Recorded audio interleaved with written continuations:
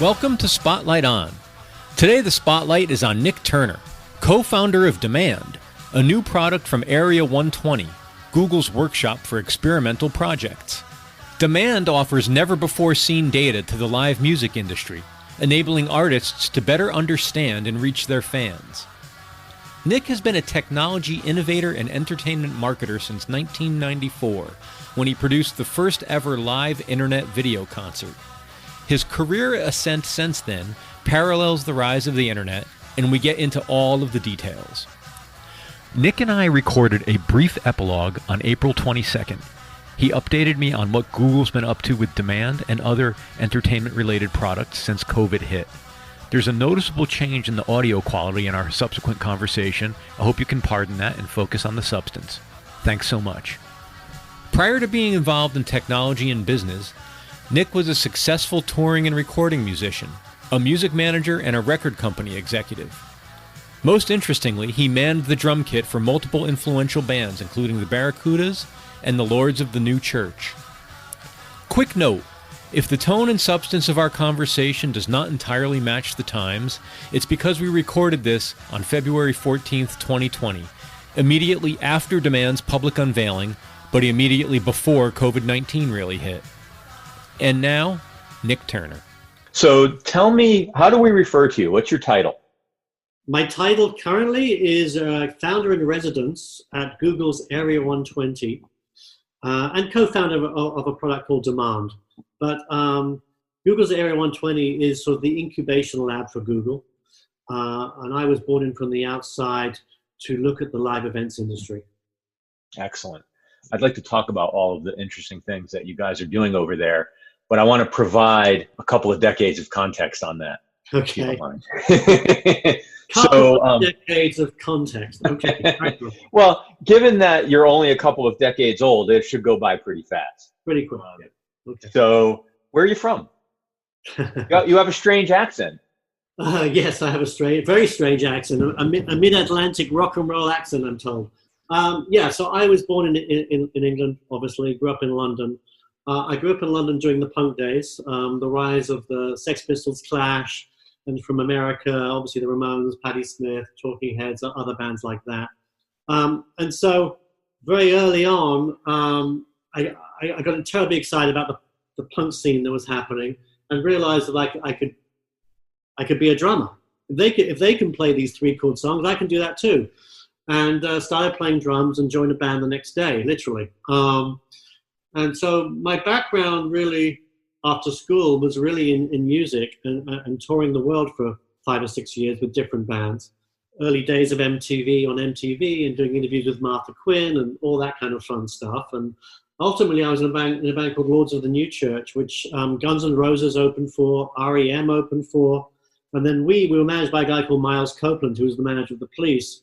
So we did all these festivals in Europe with the Police and U2 and all of those bands of the era. In fact, I think U2's first ever gig in London was opening for my band, a band called the Barracudas.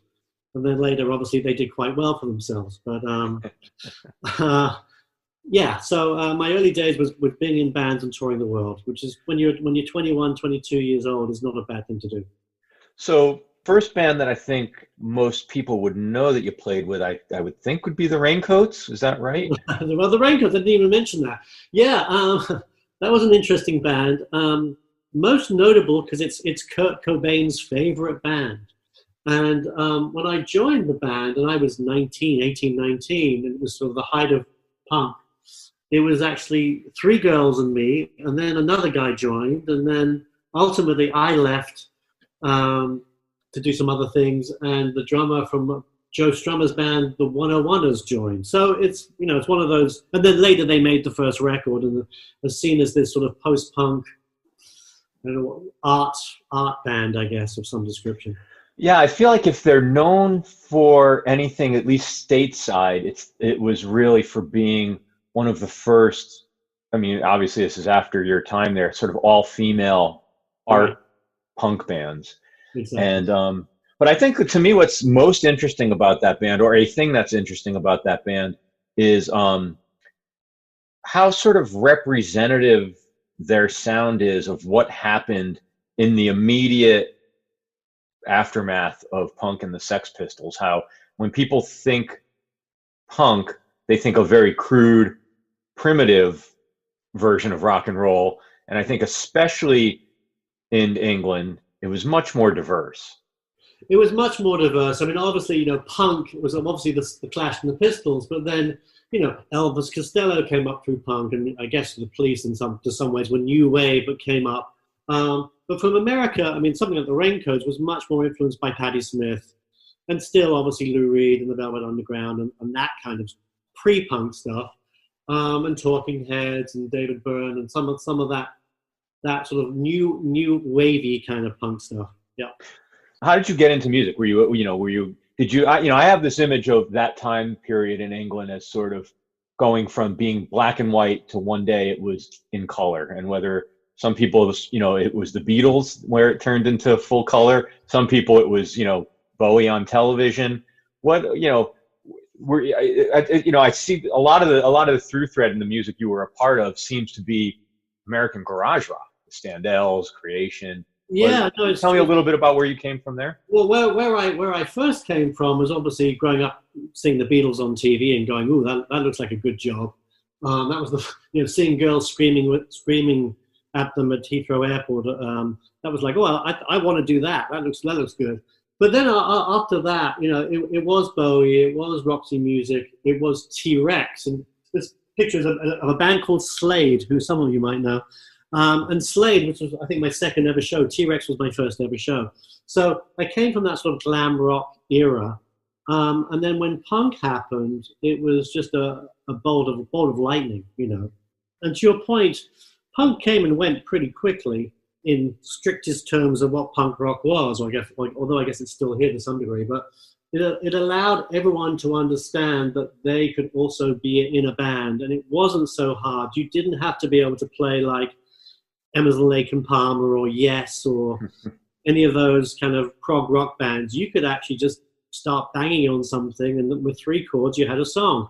And so that was the awakening for me that punk brought. And so then I was at school, and there was a girl called Toya Wilcox who I met, and I just started playing with her and some other people, and played at school, the first ever show we ever did, and went from there. But once I started playing and got in front of a crowd, it's kind of infectious. I mean, there's not that much that's better than playing in front of a crowd. Yeah. If they're hating you, that's something else, but that too. Well, and I think for you guys with the Lords, you were sort of known for your stage presence and your presentation. How do those kinds of things come about? How deliberate is that? Or is it you just get 4 nut jobs on stage and they do what they do? Yeah, well, I mean, our singer had sort of was just rampant and sort of the rampant abandon of a typical frontman from that period, And he would hang himself with his mic cord from a beam, and he'd climb inside my bass drum, and he'd stretch chewing gum from the mic stand to the drums and do a limbo dance, and he'd dive in the crowd. I mean, all the stuff that you'd expect. The live performance was something to behold. The problem with the Lords, it was a very inconsistent band because it was fueled by a bunch of interesting substances. So on the most important night in Los Angeles, where all the press were there, you'd be terrible because you'd been up all night in Los Angeles doing what you do. And then the next night in Pomona, you'd be amazing, and there was no one there to see it except the crowd. So it was a difficult band. I'm sure if you speak to our managers at the time, Miles Copeland, you just hold his head in his hand because it was destined to be a big band. And later bands like Guns N' Roses and others, who had a similar sound and a similar ethos, although arguably a singer with a great voice and very different sounding voice, sort of took a lot of the stuff that we'd sort of done and took it to the next level, and I guess continue to do so. Yeah, it's really interesting the space that the Lords occupied. I don't know if it's easier to see, with the benefit of hindsight, but it's sort of a bridge band between, you could throw the Doors in there even, with Stiv's voice and sort of his delivery, but the new wave, the pop, the punk undertone, your garage influence, it's a fascinating band. Yeah, we met with Ray Manzarek. Funnily, you should mention that. I just remembered this after 30 years. We met with Ray Manzarek, and he wanted to produce our second record. And Miles, our manager, wouldn't let it happen. But in retrospect, that was the right move. That would have been a great record. But it didn't happen. Yeah, at that time, those bands were they hadn't had their second renaissance yet, right? Or they, no. yeah. One thing I wanted to run past you was over the last week or so, I've been listening to a bunch of the music of the bands you were in. So my Spotify recommendations have been getting infiltrated by you. But Yeah. one of the funny things is Summer Fun by the Barracudas is now in a playlist Spotify made for me. And I wanted to tell you the 3 or 4 artists that are on either side of that song in the playlist, just to give you some sense of how Spotify thinks of the Barracudas. Yes. The 3 artists immediately before it are Screaming Trees, the Beastie Boys, Gin Blossoms, and then there's Summer Fun. Yeah. And the immediate 3 songs after it are Girlfriend by Matthew Sweet. Mm-hmm. That's pretty good company. This Is a Call by the Foo Fighters. Ooh, okay. And Sound and Vision by Bode. Oh, well, that's I'm pleased about that. I was expecting you to say, the Standells and all those sort of 60s kind of garage bands, and maybe a little bit of Beach Boys and Jan and Dean. So that's kind of interesting. Interesting enough, when I was working at Live Nation later and meeting with the Jonas Brothers, and because I was involved with them sort of in their early days, and they had actually looked at Summer Fun to cover on their first record and decided not to go with it. What a drag. Because that would firstly, the royalties would have been rather good, and secondly, although I didn't write it, the other guys would have benefited, but it would have been a nice resurrection for that song. So how do, in the pre-streaming era, how do you think those young kids learned about that? I mean, these songs they take on a life of their own, but it's always a mystery to me as how something like that happens. Yeah, I mean, one would imagine that their publishers were looking for feel-good summer songs, right? And probably Summer Fun, which it's been on a lot of compilations of 60s summer type songs for the beach. That probably showed up somewhere, I'd imagine, in the pre-streaming world. So when your time with the Lords came to an end, were you washing your hands of being on that side of the stage, or did you want to make another go of it? Can you talk a little bit about your transition from being a performer to being a business person? Yes, it was probably one of the hardest transitions of my life, because having been in a rock band for 5 or 6 years and touring the world, you are trained to do absolutely zero. So I went to work for Miles Copeland, and basically for almost nothing, and said, look, I want to learn the business side of the industry. I bought my first laptop computer and sat there and pressed the on button, having no training in computers at all, and went from there to try and learn firstly the business and learn the power of computing as well. So it was a very, very difficult transition. It really was, because when you're used to being in a band and told what time to eat and what time to get up and what time to play and what time to do whatever, I had to sort of reinvent myself for the first time. And work with Miles for a few years, and work with Squeeze, and work with Belinda Carlisle, and on the management side, and obviously a little bit with Sting as well, doing some CD-ROMs and that kind of stuff in the CD-ROM era. And it was while I was doing the Sting CD-ROM, I actually met Paul Allen and Paul Allen's company, and saw the internet for the first time around that time, which is probably 94. And that was the big awakening, because as twee as this sounds, or at that time I was one of the early people going around saying, this is going to be big, the internet, this thing's going to be big. And no one knew what it was, and I was out there evangelizing the internet. And the internet at that point was used for email, and there were a few tech sites. I think UBL, the Ultimate Band List, had just launched. And I went out and did one of the earliest broadcasts by a band on the internet, and I did one of the earliest music websites called Rocktropolis, and just jumped into it with both feet, and built websites for JVC, some of these earliest websites, and started a company. And that got sold very quickly to another company called N2K, who was selling physical CDs through the internet, and they went public and raised a ton of money. And at that point, I was now sort of in the internet and doing, I guess, some sort of pioneering work at that time, working with artists. It seems like a very long time ago. I then joined a company called Artist Direct, which was Mark Geiger's company. Mark is now the head of music at William Morris, and has had a storied career. But he'd started a new company called Artist Direct, whose goal was to work with the biggest artists in the industry and put them on the internet, do their e-commerce, connect them with fans for the first time, create email lists, and all of the stuff that's de rigueur now, but at the time was still very new. And they had an agency, and they had some other pieces to the pie, and ultimately a label.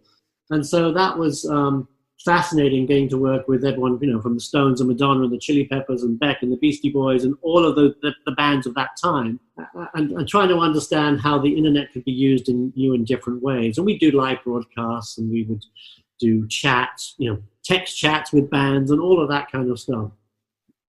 And to just dial back a little bit to the sort of early mid-90s, when you had that moment that led you to be an evangelist for the internet. Yeah. What was it you saw? What did it first strike you as? Was it a communications tool? Was it a commercial tool? Was it all the above? What was the thing that first you said, oh, it's going to change this aspect of the world? Yeah, well, I think I realized very, very quickly it was going to replace radio. It was going to replace TV. Be replaced. It suddenly became another channel for video and audio. It was obviously an incredible channel for information. Did you know that newspapers were going to go away the first time you saw it? Well, it became apparent pretty quickly that this is how you were going to get your news and how you were going to get your information. We didn't reckon for social media.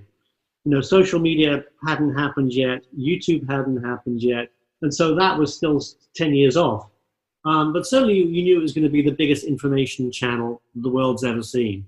Bigger than TV and radio and newspapers combined. This is what I used to say back then, and people just looked at me like I had two heads. The rise of social media obviously took it to a whole new level, for good and for bad, but that was still a ways off. It's amazing to think back to those early days and some of the first conversations with artists and even the first interactions with fans. I think, as an industry, it had been so long since the industry had been so close to fans, never mind putting artists that close to fans, and to start to understand or to be reminded that that fan is short for fanatic, and what that meant and what people wanted more of, and how much they craved in terms of access and availability, and what they would do if you gave them the ability to interact with each other, the communities that would sprout up. I think the thing I remember about sort of the early web version of the internet was, first of all, how little there was, having the Mosaic browser and going to a lot of university websites, or as you talked about, things like Ultimate Band List or IUMA, those early music websites that really weren't much more than like directories to click on things and maybe see the lineup of a band or things like that. But even in that crude form, I have a very visceral memory of like, I couldn't wait till the next time I could sit down at the computer and see what else I could go find. Like it was very compelling very early on. And that to me is what just, as a focus group of one made me realize, wow, if this is doing this to me and the other people I happen to stumble across who know about this, what is going to happen when this thing catches on? Yeah. I remember things like looking at the coffee pot in Cambridge University, where the college professors didn't want to have to make coffee, so they put a camera on the coffee pot so they could see if the coffee pot was full. And so we would actually go and look at the coffee pot in Cambridge University to see if it was full or not. Now, this is ridiculous now, but at the time it was unbelievable that we could see this coffee pot in England. Silly things like that, And then there was something called the cool side of the day, which as these new sites started sprouting up, this one guy, this guy I met, I was actually nominated for cool side of the day with Rocktropolis, would choose 4 or 5 sites of the day, and then at the end of the day, they'd vote for one. And obviously these new websites were sprouting up every day, so it was fascinating to see what was being developed. And it was around the same time, obviously, Yahoo started and some of these other sites that went on to bigger things. Broadcast.com with Mark Cuban, which he sold to Yahoo, for a lot of money. A lot of those things were just in the very starting points. Real Audio was actually providing some audio content. It was a very exciting time. And there were no rules. That was the exciting time. There were no rules. It was the Wild West. No one knew what you could do or what you couldn't do. So that's what made it so exciting, I think. Yeah, I was recently, when I moved, I was digging through some old, just archival papers of mine, and I came across an interview from, it was either late 95 or sometime in 96, and it was with PC Magazine, and they were asking me about if about what would happen, or did consumers need secure servers in order to adopt purchasing on the internet?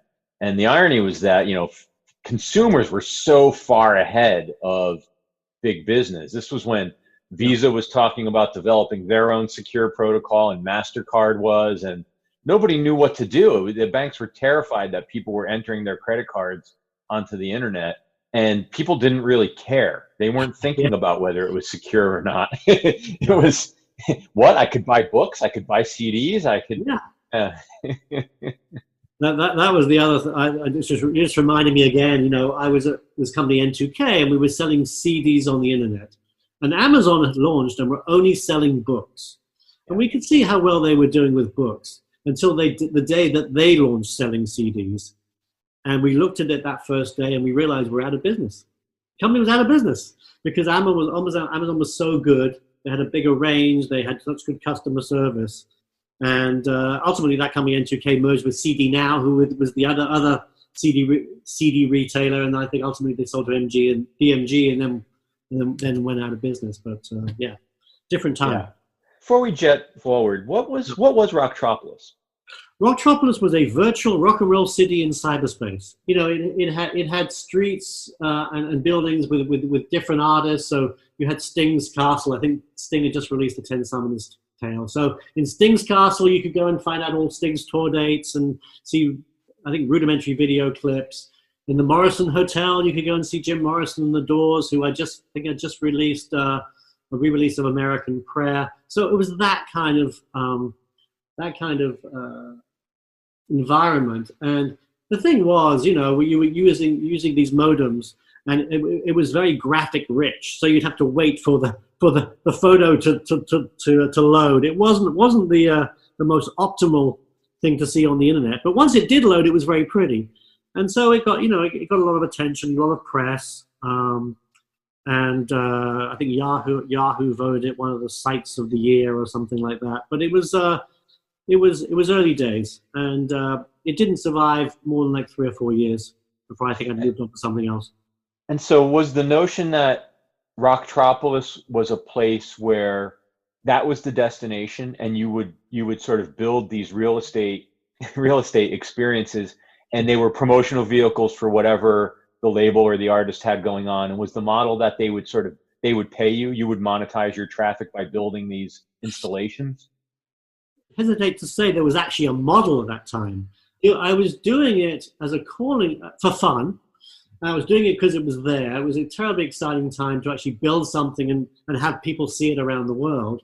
I was also building websites for other companies. So it was a bit of a calling card to drive the sales of building other people's websites at the time.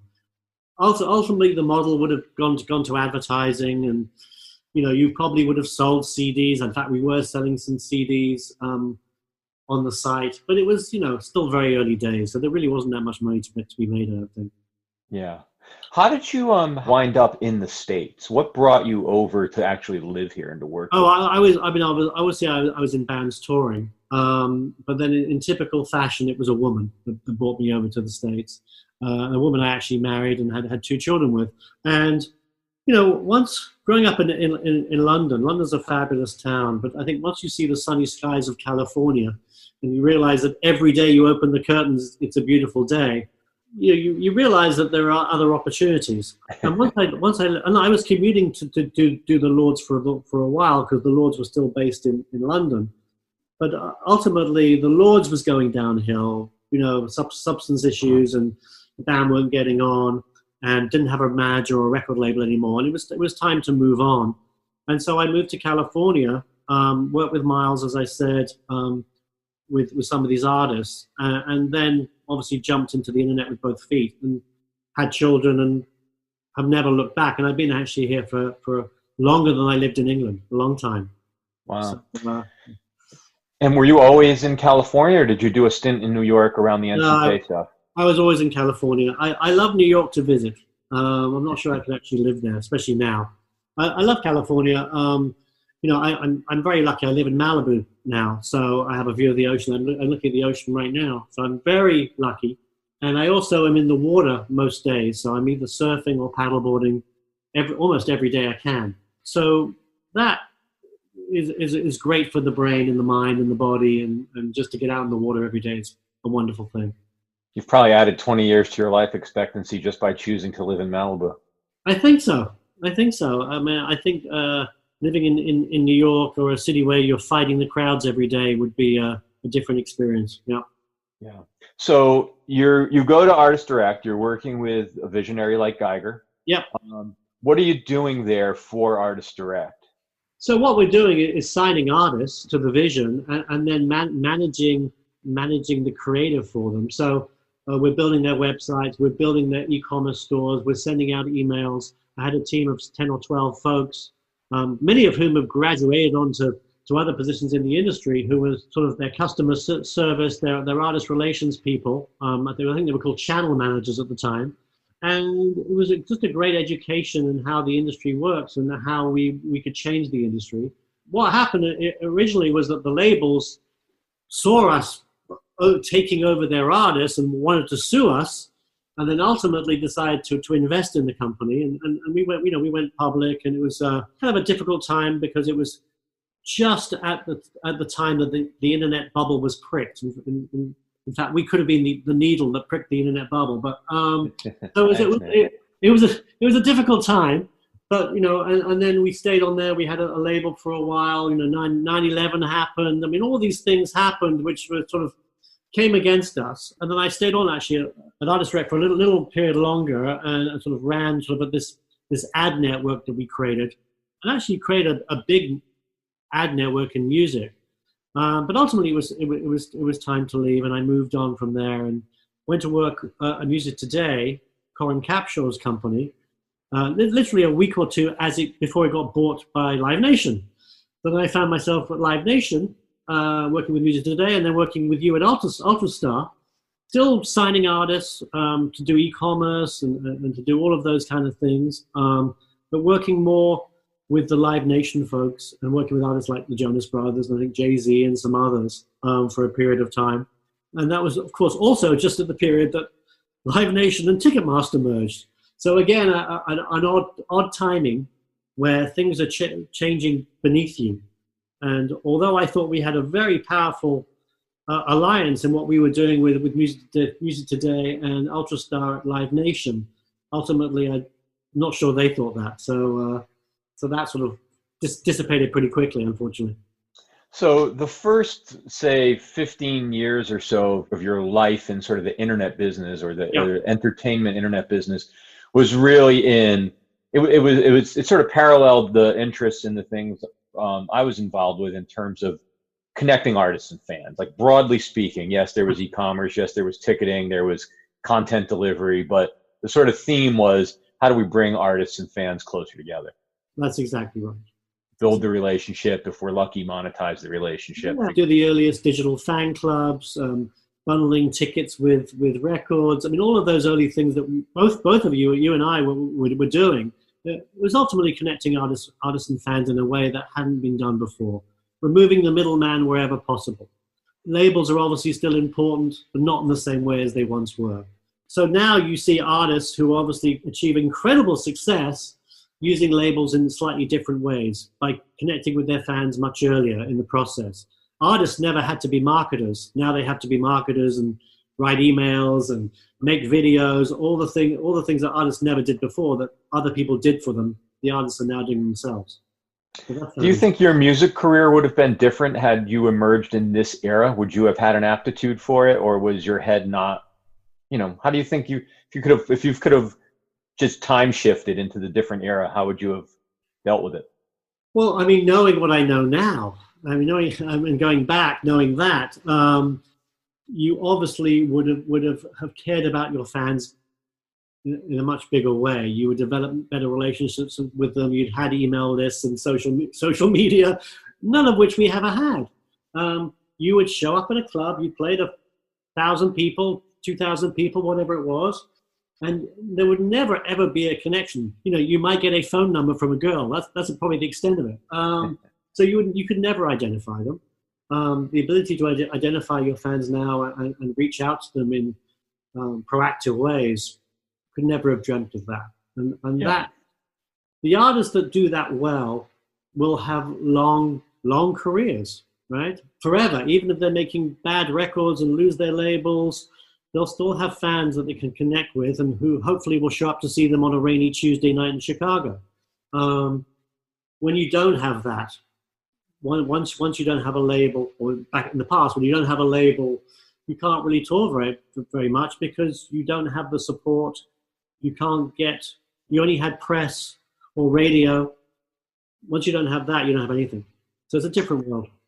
I think one of the things that's very interesting about this space is that it's certainly all become so much more mainstreamed or just common practice. You know, to your point, you have a relationship with your fan base. You know how to rally them. You know how to reach them, potentially long before you're signed. In fact, that may be why you get signed now, because someone's got an A&R tool that says, oh, this artist has pockets of demand that they've aggregated on social media or what have you. But in the early days, when we were all kind of chasing either the hit makers of the times, you know, there in the late 90s, early 2000s, sort of the end of the CD era, when there were still those kinds of superstars, you know, million week ones and that kind of thing. Yep. Or we were all going after the classic rockers. What was super interesting was how a lot of them got this. They understood this. If anybody had had a career of 5, 10, 20, even 30 years at that point with some of the 60s bands, they weren't doing it the way we were doing it, but they did understand this notion of like, you've got to give, you can't just show up and leave. And, you know, I think artists traded on the mystique and the distance with the audience a little bit differently than they do now, but they all understood and had different comfort levels with, well, where do you let them come into your world? Some operated, you know, official pen and paper fan clubs where you could mail something in and get something back. And I can remember even as a kid joining artist fan clubs and, you know, maybe sending in the check for $5, $10, whatever it was, and forgetting about it. And then all of a sudden, 6-8 weeks later, a package in the mail would come from, in my mind, the music business. You know, the rock gods sent me mail. And I don't know how I thought it was happening. I don't know if I even thought about, you know, is there an infrastructure for this? Is it a guy in the office? All I knew was the Rolling Stones were sending me a package. And the magic of that was super powerful as a young music fan. And what I hope hasn't been lost now that it's so easy to send an email and so easy to communicate over social media is that special feeling of like rock and roll is talking to me. Yeah, you know, it has been lost to some degree. That said, it's still exciting if you can meet your rock star icon, if you can be in the front row, if you can, or you know, in the first few rows. There's still some magic there, but it's not the same as getting a package in the mail, an unexpected pleasure from your favorite artist. That was a pretty exciting time. Yeah. I do have to say one thing. If I would feel like those of us who were there for those first 10 or 15 years of this emerging online, one thing that is a not often discussed part of the legacy of that time is truly how much closer fans can get to fans, or our artists can get to fans and fans can get to artists. Before that, the idea that you could go to a meet and greet and meet Sting or the Chili Peppers or whomever the artist is that's doing these VIP packages and travel packages and fan club contests, those things were so much more limited. Maybe a radio station thing. Maybe if you worked at the local Tower Records, like you still had to be somehow connected. Or the sort of, I hate to use the term, but the democratizing of access to the artist is something I feel really good about having been a part of. As a music fan, I love that we've mainstreamed that. Yeah, and the world has changed as well. I mean, we know with streaming taking over from CD sales and all of that, and people not being able to sell 1 million CDs on the first week, obviously the industry had to change. I mean, bands, 20 years ago, there's no way they would ever do a sponsorship deal. There's no way they'd ever sell meet and greets with their fans or VIP access or whatever that stuff is. There's no way they would sell platinum tickets. It would be a $50 ticket. So all of that has changed. I think ultimately for the good, but I guess time will tell. I mean, obviously there's a lot more artists now as well than there ever were before. A lot more touring artists now as well, which I think is a good thing. Where it goes from now is anyone's guess. There's still good music being made. There's still new artists being developed, big artists. I mean, there was a while that, once the Stones and the Eagles and all these bands go away, who's going to replace them? Well, you're actually seeing that now. You're seeing the Billie Eilishes and the others and the Lizzos and the Harry Styles and some of these other artists coming up to replace some of those older artists. Whether they'll have the same effect on music, arguable. We won't get into that right now, but certainly people still want to go and see live music. They still want to go into arenas and stadiums and see Taylor Swift or Ed Sheeran or whoever it is. And that's a good thing. That's a good thing generally. Yeah, one of the big eye openers for me, as sort of a counter to that argument that there's not a strong bench of arena acts, so I think it was about 5 or 6 years ago now when the Black Keys came back and launched an arena tour. And I remember thinking at the time, the Black Keys are going to play arenas? It was massive. And I think there's this weird balancing act. I've talked to several people about this recently. Some artists get rushed into arenas too quickly, and it does almost irreversible damage to their careers. Right. And some artists take that leap right before it seems like they're ready, but they get there in a really powerful way that then establishes them as a career artist for a long time. So it's fascinating. I think a big part of it is the artists knowing their audience, trusting themselves, but then it's also people like the Geigers of the world, and some of the more visionary managers out there who can see where these things can go and understand how to develop and manage that process. So not to pitch the product I just launched, but the Demand product, which I just launched out of Google's Area 120, which is a free product for the music industry, does allow you to look and see and compare your artist to other artists, both in terms of search, in YouTube, pricing, and other areas.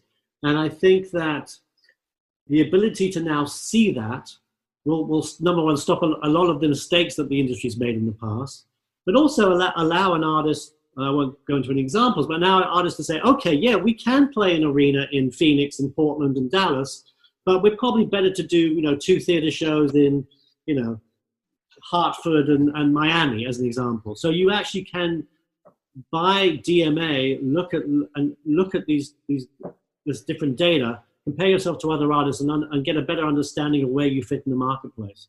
So there's new data that's coming out all the time that will allow you to do that. Without the benefit of visuals while we're sitting here talking, How are some of those things done? How does the product work? So, well, I'll give you the backstory. I was invited to join Google's Area 120 about 2 years ago. They were looking at live events and ticketing and asking, what I thought they should do. And what I thought they should do actually was not try and do their own ticketing platform and compete with Live Nation, Ticketmaster, and do all that stuff. That would be ridiculous. But to actually use the data they have, which obviously is pretty extensive. Obviously, 70% of ticket sales start at Google, right? Foo Fighters tickets, Foo Fighters tour, Foo Fighters the forum, whatever it's going to be. Plus, obviously, we have the second biggest search engine in the world called YouTube. So the combination of that data, I thought would be incredibly useful as an information source for the industry, number one. Secondly, when you add in primary and secondary sales data, and we have the day-by-day secondary value of a ticket, and some other third-party sources, and put it in a big cocktail shaker and shake it up, we thought that insights would come out of that would develop new products. And we've actually launched 3 or 4 different products. One we launched called Demand, which came out a couple of weeks ago at the Polestar conference, which is a free product for everyone. If you go to demand.area120.com, you can get it there and see what it is. Just register, fill out a form, and you'll be able to play with it. But other products that have been created out of it are really sort of more for internal use at Google. we understand now by looking at the announcement of a tour, we can look market by market and say the 3-day Google activity post the press release going out, and compare that to similar artists of a similar genre and a similar size and similar era. So if you're, Googling, you're looking at Harry Styles, and you would obviously compare him to, the Jonas Brothers, Justin Bieber, Justin Timberlake, Ariana Grande, those kind of artists, big pop artists who play arenas, and you can understand how his announcement fared in comparison to those other artists, market by market. This tells you a couple of things prior to on sale and prior to pre-sales. Tells you, okay, these are the top markets. These are the underperforming markets, the markets that aren't so hot. So prior to pre-sales and on sales, you have the ability to change marketing, change ticket prices, and do some of those things that also would ultimately save you money and be more effective in the long term. So if you're announcing one Madison Square Garden show and have another one on hold, but by looking at this data, you actually realize that compared to those artists that played multiple nights, they're actually looking pretty good. You can probably, announce that second show or even the third show at on sale. This saves you marketing money and saves you other things. So it provides for more efficiency for the industry. And at the top end, that's great. We all want the artists to make more money, but also at the bottom end. So the data is also good for small club owners, small local promoters, for smaller artists to understand what's happening in the marketplace, which artists are doing well, which artists aren't doing so well that are similar to them. And I'm plotting their career path by following some of these other artists. It tells you where to tour. It tells you the kind of venues you should be in. It tells you the kind of pricing that's in the industry. So we're hoping that, it's the great equalizer because everyone gets the same data. The promoters, the managers, the artists, the agents, the labels all get the same data. So hopefully it will solve a bunch of arguments. We were working with a mid-sized promoter, who just made a deal with a big artist, and quite a lot of money. And they asked us to see the data. This is prior to when we launched, and the data clearly told us and told them that this artist was on a severe decline and hadn't had a hit for 3 or 4 years, and they realized they'd overpaid for that show. So hopefully it will start to stop some of those mistakes from happening and provide more transparency to the industry in general. All right. There's a few things you said there I want to ask a couple of follow-ups about. Okay. So you said everybody would have the access to the same information. Yes. Is there a lack of symmetry right now about which stakeholders have access to data and insights, and who has the most rich access before demand, and who's going to benefit the most from demand? Well, firstly, no one has access to Google and YouTube data in the way that we're providing it, right? In the way that we've intuitively provided it within this product. So no one really understood. I mean, there's Google Trends. This is a version of Google Trends that is more proprietary and that's much more focused on tickets and entertainment, and also allows you to compare artist by artist. So that's the first thing. And obviously the YouTube data, we were actually showing raw data reviews. To be able to see that in this new way has never been seen before.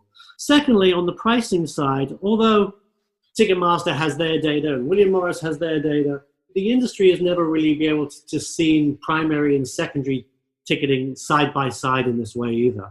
And, we haven't gone in very granularly into this. We're not showing P1s and P2s and scaling tickets. We're showing max, min, and average. So it's a very general ticketing for dummies kind of view.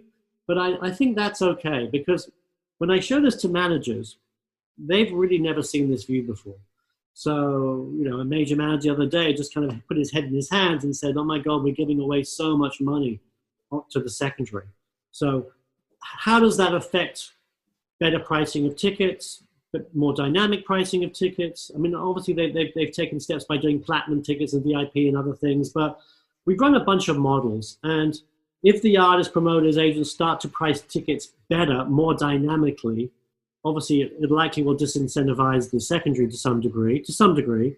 And does that actually make the average price of tickets go down for the consumer? The models say yes. In real life, we'll see that. But we think there'll be a fairer distribution of tickets for everyone across a major show. So we think that the artists will benefit ultimately. The industry will benefit. There'll be more shows. There'll be more artists playing. I'm hoping also, as I mentioned earlier, that it engenders new talent and allows new talent to flourish, or new clubs to start, or new local promoters to actually understand their markets better and develop new music scenes. Who knows? Who knows? But that's the hope. And what do you think, if you've had a chance to think about this at all, what would be 3 months from now, 6 months from now, 9 months from now, if you got a piece of feedback from a stakeholder in the industry, an agent or a manager or promoter, where they said, my use case for demand was XYZ, and it made such a big impact on my business or on my thought process? What's sort of your dream use case that you see from the industry? And what would make you feel really gratified to hear it had impact on?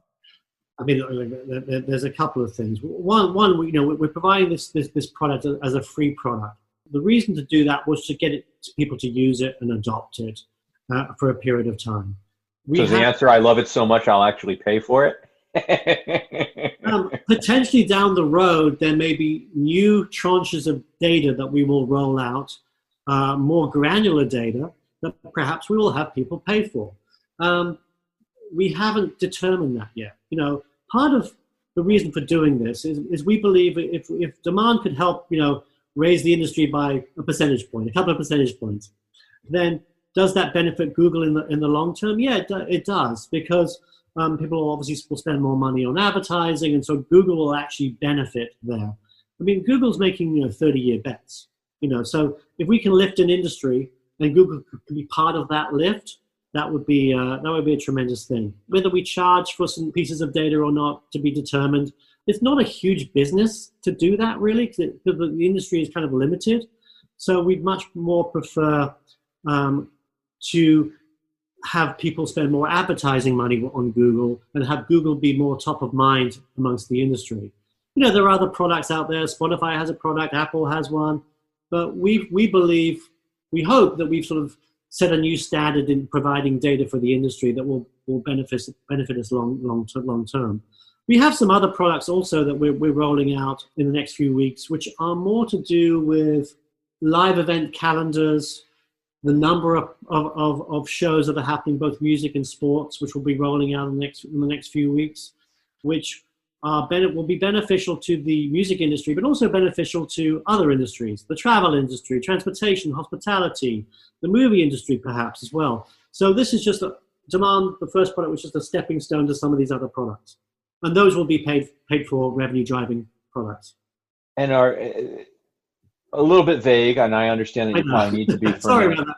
But are those sort of under the umbrella from the consumer point of view of discovery, or are they promotional tools for industry? More to do with the discovery and the organization of data and transparency of data that really Google is the best entity to do. So if you know which artists are coming to town, or which sporting events have been announced, and you know at the earliest possible date the announcement, and that's in a structured way, who knows, the hotel chains may change their room prices. They may choose to advertise around on sale. It may help them to look at their supply chain. They may look at a data and go, okay, this is the busy weekend this year, where we have Paul McCartney coming to town, the Lakers, Hamilton's playing at the local theater, all of this stuff is happening. So this is our busy weekend. So we should dynamically raise prices, presumably, and probably get more bartenders and more maids and more supplies in, versus this is the weaker weekend. So you know what, perhaps we should think about lowering our prices, do a special offer, a weekend offer, or whatever it is, but doing that in a very structured way. So right now it's sort of anecdotal and but it's not done in a structured way. So part of what we're trying to bring is structure to the live events industry and all of the supporting industries that surround it. That's phenomenal. When you talked about some internal tools for Google, would that be things that would allow, say, a sales team to act on some of those insights, so they could say, oh, you know what, this on sale, I go across the grid, there's softness in these markets, I'm going to reach out to the tour marketer or to the digital marketing team at Live Nation or what have you? I would say you're exactly on the right track. Yeah. Yeah, that's great. where there are hot markets, obviously where there's more demand.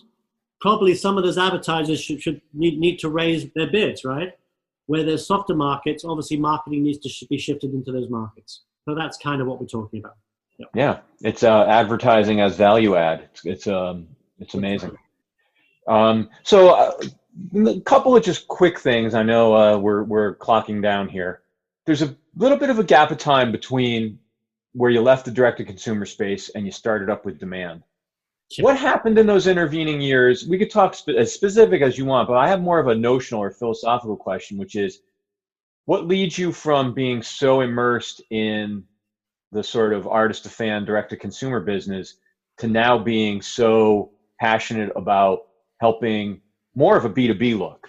What's that transition? What was it impacted by what's going on in the world, or was it just your career path? Or it was somewhat of a career path, but it was also a realization that if we could take these B2B steps, that also a lot of the data that we're correlating can also affect the consumer. So part of what we're looking at is how does the data that we've pulled together affect the consumer? So again, these other products are sort of baby steps into understanding how we might look at Google and provide some of this data back to the consumer in a way that's more effective for them within Google. If 70% of searches start on Google, is there a way where we can use this data to keep people on Google for longer, as an example? If we can say, here's the range of prices, and we have obviously machine learning capabilities to understand whether prices are trending up or trending down, is that something we can provide to the consumer in a way that makes their buying experience better and easier and more cost effective? Maybe. I mean, down the road, that's what we're looking at. Yeah, I think philosophically, a big reason why when presented the opportunity, I threw my lot in with Light is that I truly believe that the companies whose organizing principles are around making things easier, better, more engaging, more exciting, less friction for consumers, when you organize your business around that notion, especially if you have a B2B offering that is driving ease of use and ease of consumption for consumers, I think that's the sort of meta trend right now, and I think that's the place to be. Yeah. I agree. I mean, at Google, it's always about, okay, well, how does this affect the consumer? What can we do to make the consumer's life better? So I'm hopeful that down the road, some of the data that we've put together and some of the insights that we have can affect the consumer in a direct way. Yep. And I think, it's also a bit of a green field because a lot of the incumbents in a lot of different spaces in and around multiple industries, not just entertainment, aren't well equipped to have their interests aligned with what's best for the customer because of legacy modes of doing business or contractual obligations, mental models or whatever. So I think it's a great opportunity. I'm glad you're fighting the good fight on behalf of fans and on behalf of the business. It's great to see tools and functionality that can align the interests of both of those camps, because that's how we'll go from people going to one or two concerts or one sporting event each season to viewing all these things as more regular parts of their lives, and they'll go to more clubs and theaters and arenas and stadiums, and they'll spend more money in those venues because we'll just make it easier and we'll make it better. And it doesn't have to be an unpleasant experience. People come out in droves to go to live events, and it's super difficult. As we start to make it easier as an industry, I think really great things are going to happen for everybody involved. I think so too. The power of live is still so strong, and hopefully it remains that way.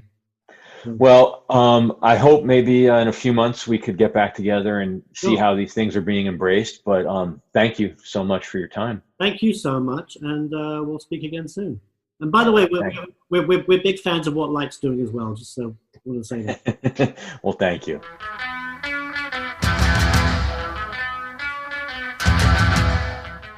How are you? How's everybody in your world? Everyone in the world is good. Everyone's healthy. All the girls are good. Wife's good. Family, my parents are great. And just spoke to them this morning. Everyone's good, and I'm actually working harder than I've ever worked before. because this other product we launched, a bunch of folks are finding them. I can talk about it now because it's available. A bunch of people are finding it very, very valuable in terms of it has recovery indicators and around events, and it also has, again, never before seen Google data. So it's kind of cool. What can you talk about in terms of the product as a recovery indicator? Obviously, I mean, like you have access to, well, we have access to all the secondary tickets, right? So we can see who's buying tickets right now, which is nobody, versus obviously who starts to buy tickets regionally to show the inclination to go to events again and start buying tickets. We also can see obviously the secondary prices. And then thirdly, probably which you guys don't have, is we have the proclivity to travel. So, whereas obviously people travel across the country for the Rolling Stones or whoever, we can actually now see their searches for travel from other DMAs. So if, people are only searching in Seattle right now, and you have a major event in Seattle, we can see the searches from San Francisco and LA and Chicago and other places. So that obviously is great for hotel chains, airlines, rental car companies, any of those folks, because it gives you the opportunity to understand that people are thinking about traveling again. People are buying tickets in markets they're not in. Therefore, does that give you the visibility to think about marketing a hotel and soft opening a hotel again? Maybe, So a lot of that kind of stuff. And it's obviously going to open up regionally, as it is now. It's not opening up, and it may, obviously may reclose again as well. So, yeah, it's interesting the way it looks like it's gonna expand and contract maybe a couple of times. You said something that's interesting though. We actually we are still seeing demand. It's been fascinating. So as we've started to roll out and adapt the platform into a sort of postponement tool, we've added a bunch of different features and functions that go just from returns to how you would apply it in a postponement scenario. And as our festivals and venue partners are allowing people to return their tickets through the Light platform, we're not seeing a massive drop off on the demand side. In fact, most of the return inventory is getting absorbed by waitlist demand. So the interesting thing we're seeing is that people are still willing to put their credit card down and plan for the future.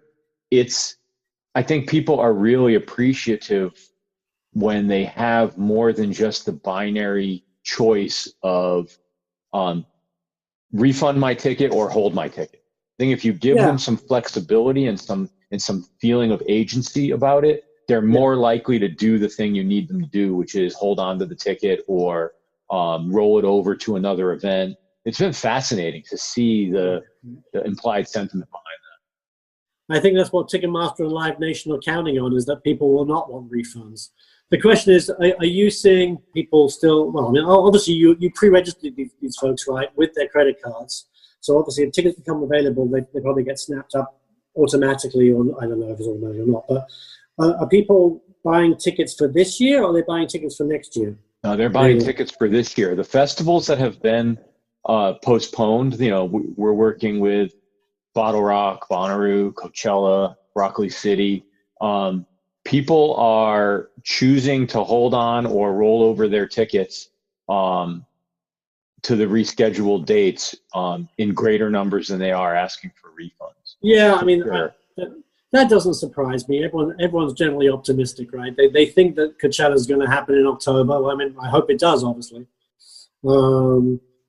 But I think there's no guarantee for any shows this year. But obviously, people are optimistic, and they should stay that way. I'm optimistic too. How's the evolution of your product offering being used? Like, so it's an intention indicator that you can then package to the hospitality industry or similar marketers who are looking for signs of recovery? Yeah, it's not just signs of recovery. It's a global database of concerts, of conferences, of sporting events, of theater, most of which obviously is not happening right now. But it adds in never before seen Google data.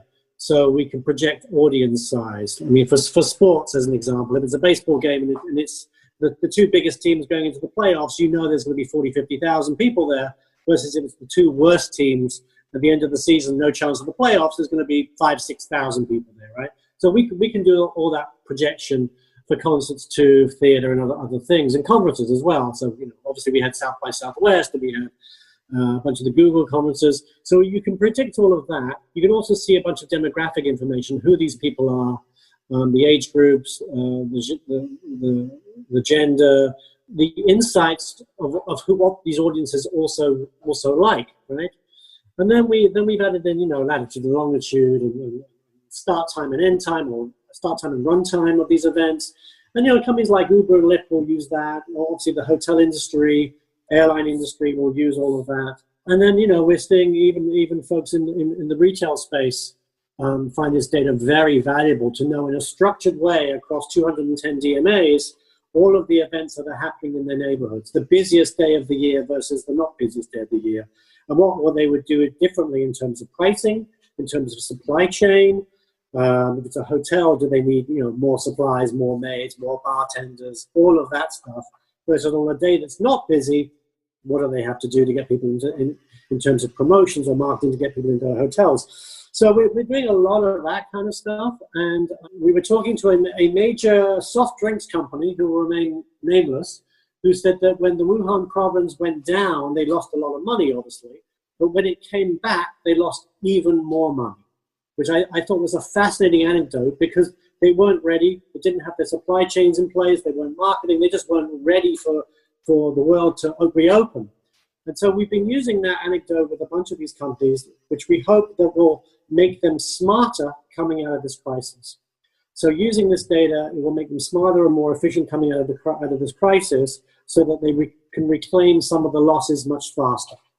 So we're talking to hundreds of different brands right now using this data.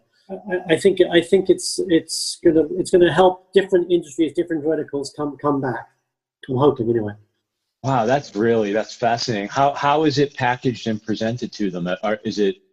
Do you have it productized yet? Are they able to log in and see this stuff? It's actually available through the Google Cloud Marketplace in BigQuery, which is basically the Google database.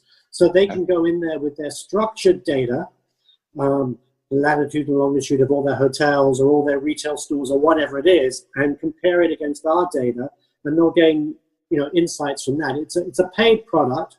We're doing trials right now with, I think, over 30 something different companies who are going in and looking at the data and comparing their data sets with our data sets, looking at new insights and understanding where all of this goes.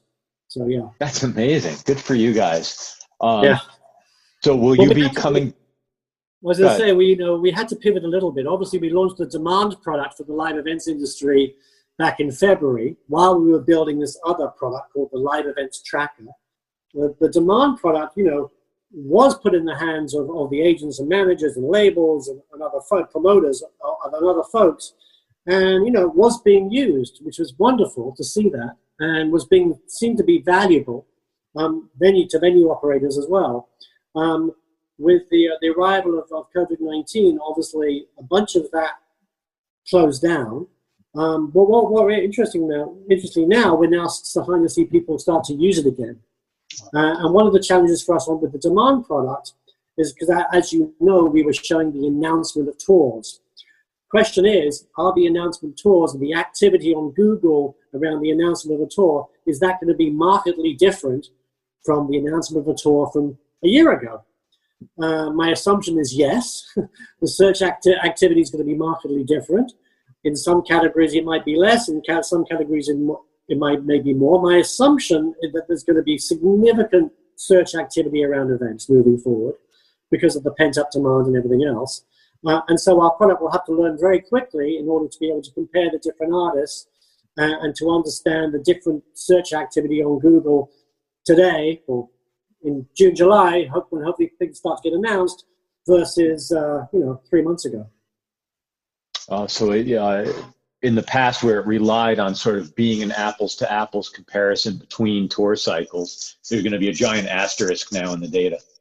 That's exactly right. And I'm hoping we can, our machine learning and AI can learn very, very quickly. But it's going to take a little bit of time just to ramp back up and understand what new normal actually means. Well, if I had to place a bet, I would assume you guys will figure it out. I appreciate you saying that. So we have the two products. We have the demand industry product, which is the free product for the industry. And then we have the live events tracker, which is a paid product for brands and for retail, for transportation, hospitality, which we're seeing a lot of traction around. So, and the combination of all that data together is pretty fascinating. We're having a bunch of major companies say that they've never seen this kind of data before. They've never been able to identify these audiences before in the same way. So, we feel good about that. We're working incredibly hard. Obviously, when we realized that we could actually show some recovery indexes around tickets and ticketing and travel, that was helpful. So we're providing that to a bunch of brands right now, obviously at no cost, just to make them smarter about the way things are coming back and doing trials with them. So we hope that we're on a path to something positive. Yeah, no, that sounds really great. And I'm excited to help get the word out about that.